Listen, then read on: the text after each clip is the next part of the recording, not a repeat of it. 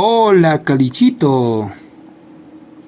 Hoy aprenderemos palabras que se deben usar en el área de comunicación, parte 2. Comunicación en quechua sureño se dice Llapan Willanakuy. Empezamos. Chuyanchasja o Puchukasja, conclusión. Chuyanchay o Sutichay, aclarar. Jamutana o Yuyaymanana, reflexión. Jamutay o Yuyaymanay, reflexionar. Jawari o Yawari, poema o rima. Jarawipa Wachun o Yaraimapa Wachun, verso. Hatun Helja o Kuraj Helja, mayúscula. Hatun Rapi, papelote.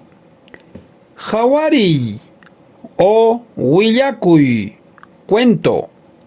Hailli, himno triunfal. Juklachasja Heljay, normalizar, referido a escritura. Jukpa Hawasjan Willana, información de segunda mano. Juñunakuy, reunión. Imamanta Kasjan, tema central. Imaina Tujyasjan, modo de articulación. Iskaychiku, 2 puntos. Kalpachaj o Simi Padma Kalpachaj, acento. Kalpachaj Sanampa, tilde. Kalpachasja Simikuna o Japarisja Simikuna, palabra es exclamativa. Kamachina, instrucción. Kamachina Rimay, oración imperativa. Kamachina Simi, palabra imperativa. Kamayuj Hiljasja, oficio.